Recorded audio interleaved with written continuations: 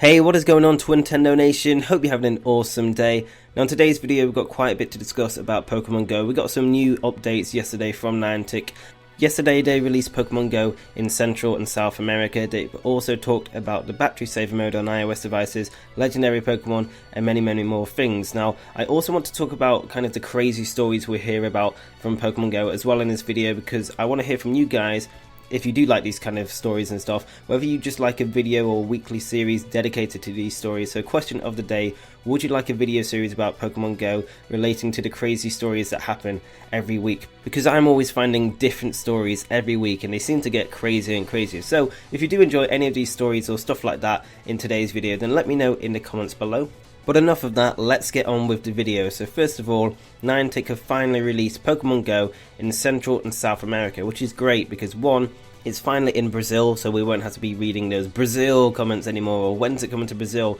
Don't get me wrong, I do understand why they were complaining, because if that was my country being left out, I would probably be posting a comment every day, like, when's it coming to my country? So I'm only poking a bit of fun at them. But yes, it's finally out in Central and South America, so if you do live over there, definitely do download the game if you haven't already. Now, the only problem I will say about the release in Central and South America is that so many people have been playing the game illegally, in a sense. So gyms are controlled by like CP level 2000 Pokemon, which isn't really fair for those who have waited and finally got the game and they've got like what, CP level 200 Pokemon, and they can't really take over gyms. Like, it's really unfair. Like, we luckily got Pokemon Go very early when it came out. We were able to play it in most countries, whether it was through the APK or just legally. So I kind of feel like it's not been a good move by Niantic delaying it so much, and I do feel sorry for the people living in Central and South America who have been waiting patiently and can finally play the game, for them not to be able to take over gyms. So hopefully they will be able to balance it out. So I will keep you guys updated if you want to know anything about that and whether anything changes.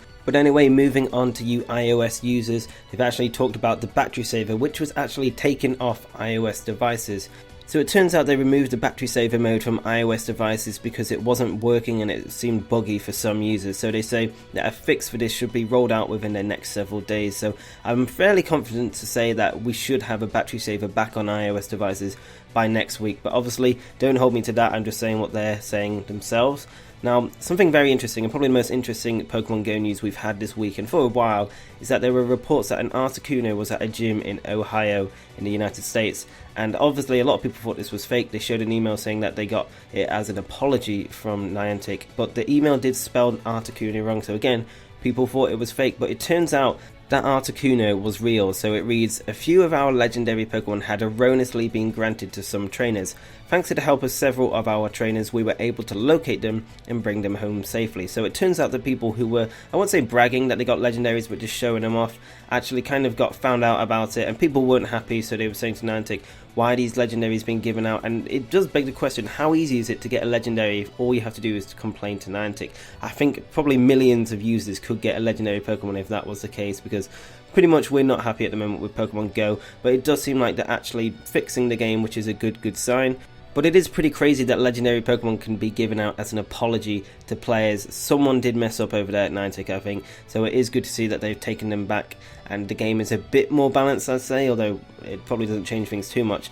And finally, they do go on to say that they have been working long hours to fix many other bugs and bring some exciting new features to Pokemon Go in the future, because as I mentioned in one of my previous videos, Niantic said they'd only introduced 10% of what they'd planned to include in Pokemon Go, so there is exciting times ahead. Remember, this game is ever changing.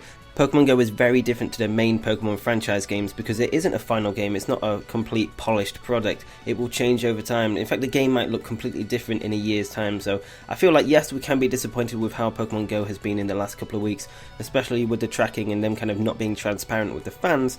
However, this game should be up and running hopefully in a month or so, and it should be back to its best. And like I said, ever changing, we should get new Pokemon, new updates and loads more things in the future.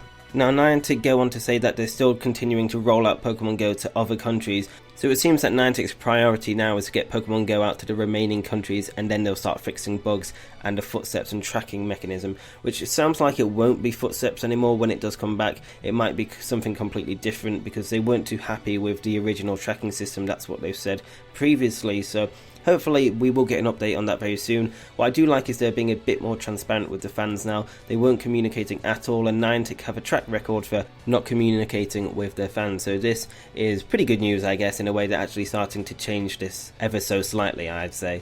But anyway guys, let's move on to the craziest Pokemon Go stories of the week. So first of all, a Japanese Olympic star has blamed Pokemon Go after being hit with a 500,000 yen bill, which is around $5,000. So as you guys know, the Olympics is on very soon, and the athletes are finally arriving in Rio, and obviously Pokemon Go came out the other day in Brazil, and this guy called Kohei Uchimura, who was a world champion gymnast and won a gold at the 2012 games in London, basically blamed his massive data fee on Pokemon Go. However, as we know, Pokemon Go doesn't use that much data, so I'm sure there are other factors involved, but luckily for him, he was let off with a charge of around $30 instead after phoning his carrier to explain what had happened. So, I don't know, this guy is very lucky, and that is a ridiculous phone bill. So either he's amazing at Pokemon Go, he's just been playing it non-stop, or there obviously are other things at play. Now the next story I want to talk about is a bit of more of a light-hearted one, and this is a guy who's quit his job to play Pokemon Go full time, which to be honest sounds a bit like a crazy idea, but go for it mate, like that sounds awesome. So this guy, Benny Afonso, is probably one of the top players in the world, and he's definitely one of the top players in Los Angeles. He's level 33.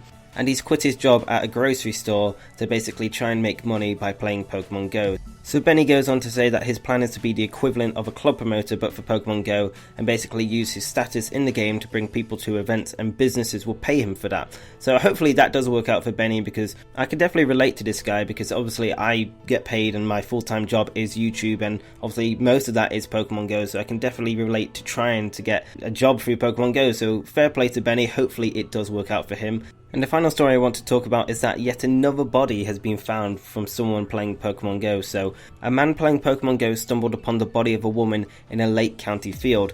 Now this is not the first time a body has been discovered through playing Pokemon Go. So the first time it happened, a teenager found a body floating in a river in Wyoming.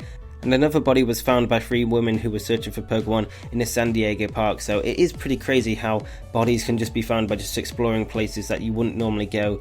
It's honestly quite crazy to think about, and hopefully we won't hear about too many of these stories again. But guys, if you do like these kind of crazy stories and you just want a video focused on these, maybe like 10 stories a week, let me know in the comments below. And that's pretty much it for this video. So that is the weekly roundup, and basically just a roundup of Niantic's news and updates. If there are any more important updates, I will let you guys know straight away.